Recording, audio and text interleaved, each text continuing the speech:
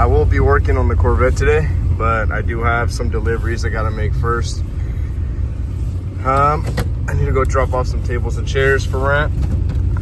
Not too far, so hopefully I can get back here soon enough to just start getting some work done on that vat.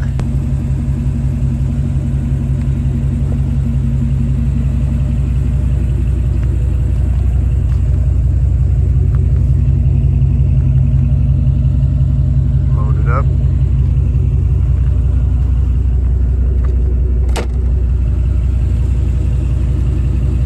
Let's go.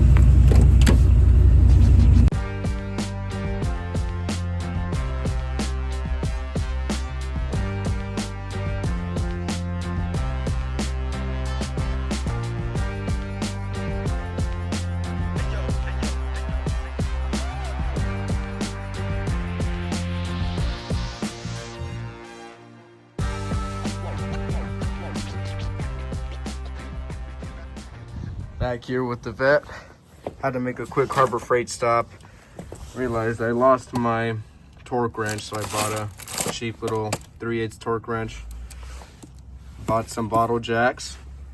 That's the most important thing. I did buy a light, some brake clean, and the quick disconnect tool, some rags because you always need rags, and some gloves.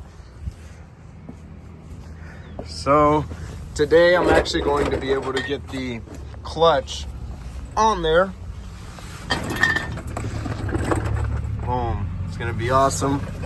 I've got my mounted light right there. Very excited. It's gonna look so crazy with the new clutch on there.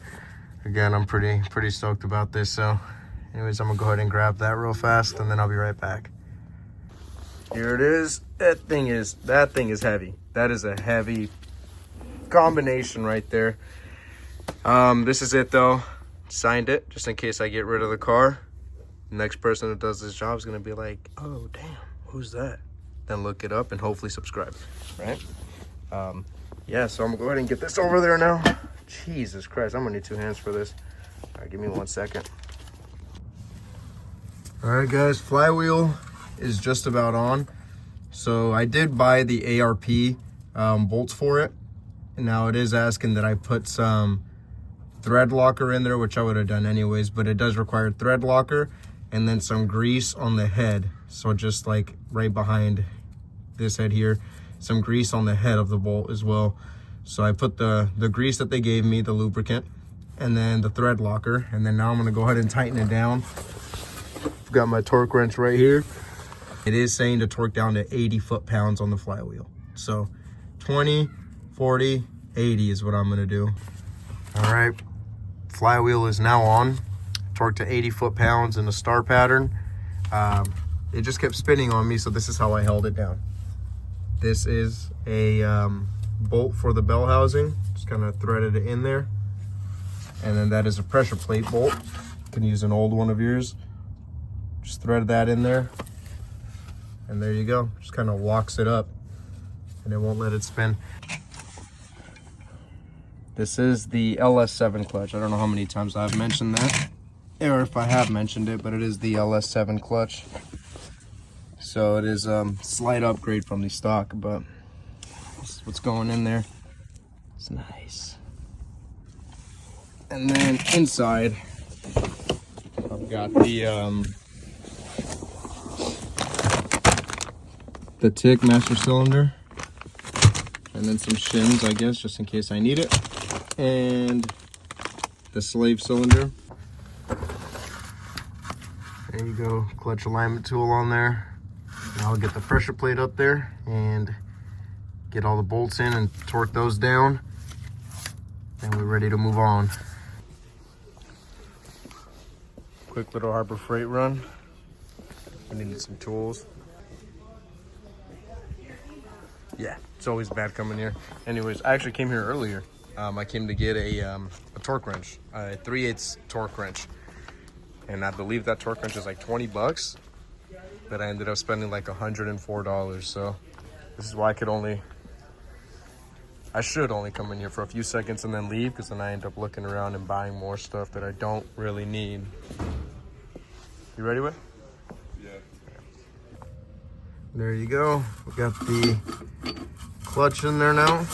I'm gonna try to get the bell housing bolted up. It's gonna be a pain to get to the bolts that are up at the top there. I'm not really sure how I'm gonna do it, but I'm gonna have to try. I got a new bell housing, not new, but I bought it used from another C5 because when my clutch didn't just go out, it actually grenaded, you know, like from right here, like peeled back, and there were just pieces everywhere, and that actually shattered the entire bell housing. And as you can see, it kind of hit the starter a little bit too. So there was some damage, but nothing serious. Like I said, luckily the bell housing is a separate piece, so I was just able to buy the bell housing. Cleaning up the old bell housing, or the new bell housing here. The new-ish, used. I mean, the bottom half of it. Clutch on there, and the bell housing bolted up now, as you can see. It's just about ready to go. Now the only problem is that when you do a clutch swap like this, obviously you don't want something to go wrong and then have to take it all apart again, which is where the shims come into play. The thing about these shims is that we need to get some measurements to figure out exactly what size shim we need. In this case, with the bell housing in there, just like that, you get yourself a straight edge like this. Then you measure the distance from this straight edge down to the to a finger right there on the pressure plate. From this straight edge down to a finger, and then, you know, get an average of like 3 measurements here. And that's pretty much measuring the distance from the actual bell housing here to the pressure plate. Then, like I said, 3 measurements there, and then your next set of measurements is going to be here on your torque tube. I took the spring out of my slave cylinder and pushed all the way down. See? Pushed it all the way down. You see, this can come up like that with the spring in there. Spring's out, push all the way down. Get yourself a straight edge right here. Make sure it's flat, and then you measure the distance from your straight edge to the face of the torque tube right there. Okay? And then turn it like that, and then get a different measurement from the straight edge here to the face of the torque tube. Anywhere here on the face, get that measurement. The distance on the bell housing side should only be 125 to 200 thousandths bigger than the distance from the torque tube. And our measurements here from the bell housing to the pressure plate were, I guess our average is 2586. On the torque tube, our average was 2305, which left us with that much space in between. That's a little too much because, you know, it's supposed to be only 200 thousandths off. So in that case, we're gonna have to put a shim in there, and that is the middle shim. This one. It's just about that thick right there, which will leave us with about like 160. I know it's a little confusing, but measure this shim. That one's a little too small, too thin, I mean, and that one's too thick. So with this middle shim here, it'll be perfect. It'll leave us with like just under 200 thousandths of an inch.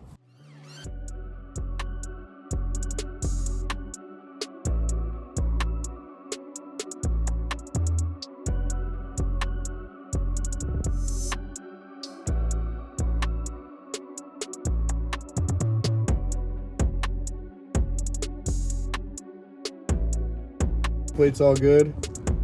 Flywheels, everything is torqued. Literally, all of it's torqued. Now we got this on there, and it's shimmed, measured. So the next step is, solid. We're throwing it in. Let's do it.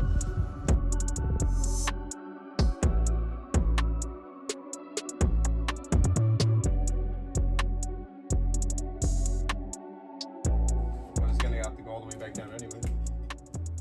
Well, just so you don't have to carry all that weight. Oh, I see.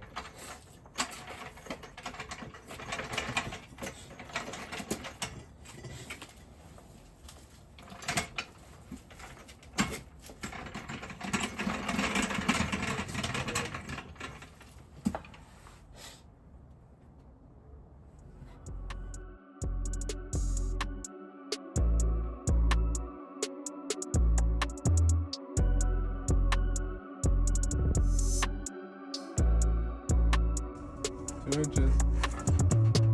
More. Another one. Yeah, that's good. Okay. Hold on. Torque tube right here, right up against the pressure plate. We just need to feed it in. And then we've got our tranny jack on there. Transmission has to come up a little bit, then we can continue sliding it in. But I need to start getting the wiring harness hooked up in the back over there, or else I'm kind of gonna be screwed. So I need to start getting the brake lines, you know, looped around and the wiring harness in, and then we can continue pushing it forward. All right, guys, here we are now. Torque tube all the way in. As you can tell, we're completely seated there. That was a pain in the ass, but it's in there now. We just got to get our bolts in there. Parts run, I got myself some oil, my spark plugs, and then I got a catch can for my oil as well, because I don't think I have a clean one. But yeah, it's about 9 o'clock right now, 9:30. I got up, I don't work today, but I got up at 5 a.m. It was just super dark, so I didn't come work on the Corvette. So I just started editing some videos, but now sun's out, it's beautiful out. It's time to get to work. All right, I don't think I updated you guys the last time we worked on it, but wheels are on. So they're bolted on and torqued and everything. I re-greased the calipers. There's not much left. I mean, if you look down there, we got the transmission all the way in, and it's, you know, bolted up. The subframe's completely on. Pretty much golden right there. I'm just going to get the cover on under there, do the oil change, replace the spark plugs, put the spark plug wires in, and then I have to just do the exhaust and she's ready to start. So I'm kind of excited. Hopefully that gets done today. I guess I have to put the shifter in also. Jesus Christ, shifter has to go in, but should all be easy work. Getting ready to install that tunnel cover right there, or the torque tube cover. Crap load of bolts, as you can see.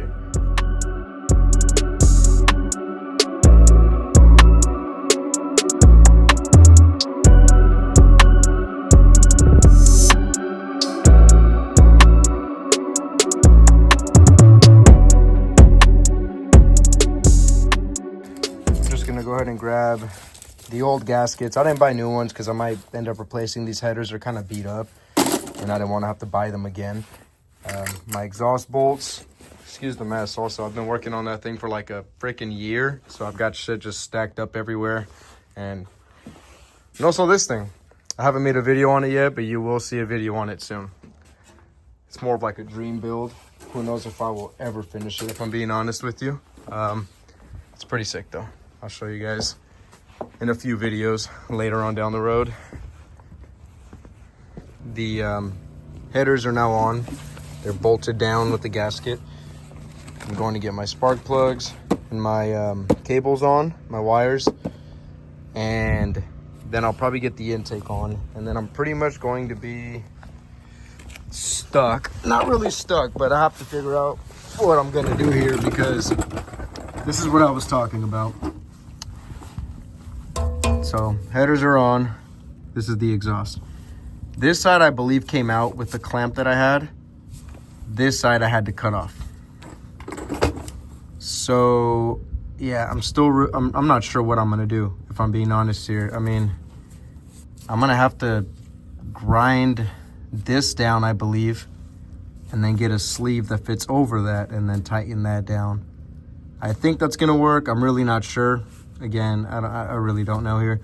Or, I don't know. This is going to be the hardest part, so I'm going to be stuck on that for a while. Other than that, I mean, again, we're ready to go.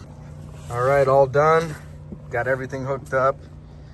Yeah, these cables were, I mean, they weren't too bad, but we got to remember, this thing was sitting forever, except for this one that was actually, looks like it got kind of hot there and then broke off. So those are the cables. My plugs were fairly new. I mean, they probably had, I don't know, I'm gonna say somewhere around like 5,000 miles, less than that on them. So Anyways, new plugs. Now I'm gonna go ahead and get the intake on, and then exhaust. I keep saying I'm gonna get to the exhaust, but now I'm gonna get to the exhaust after I get this intake on.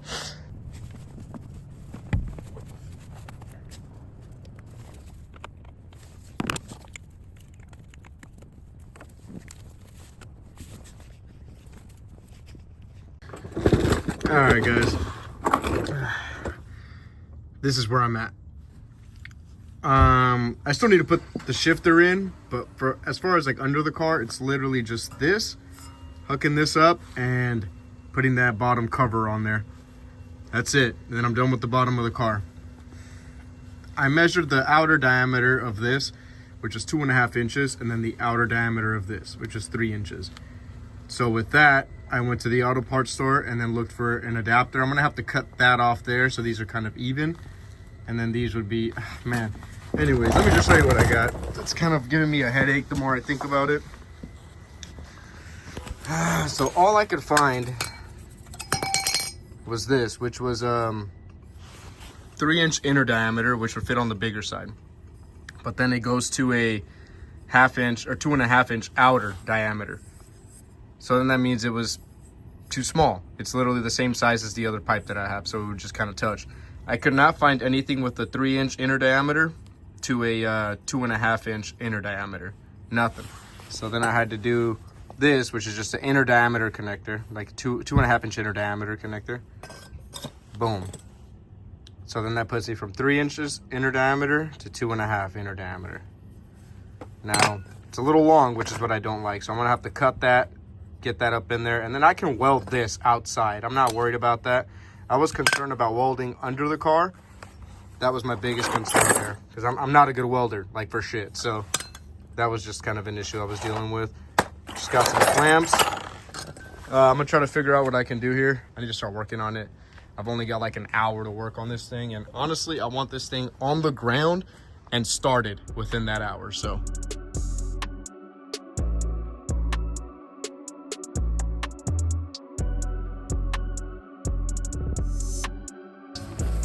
Here we go. So that's what my connector is gonna look like right there. See that? And hopefully this works out. Now this is the part that I'm afraid of, because I do have to weld it. And I really don't want to do that because I suck ass at welding. So don't laugh at my welds, but I'm going to attempt to actually weld this right now.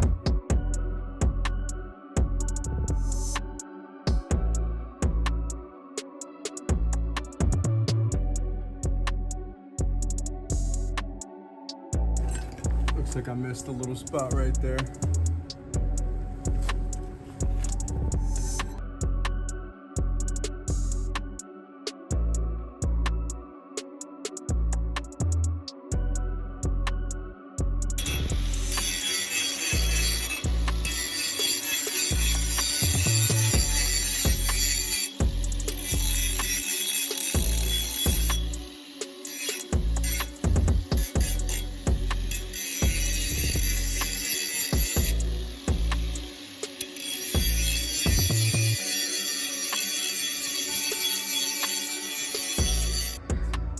All right, guys, I'm sorry I could not record anymore.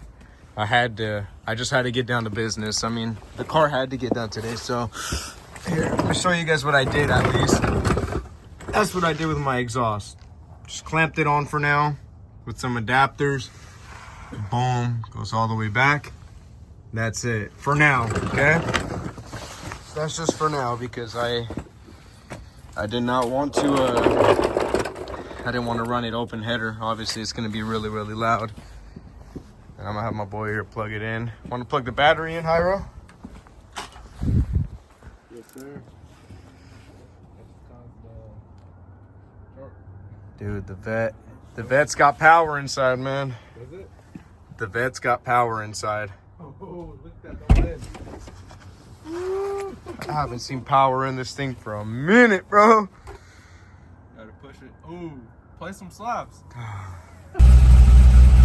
So my RPM gauge isn't working anymore for some reason. It is what it is. Sounds good though. Wanna hop in there, Hyro?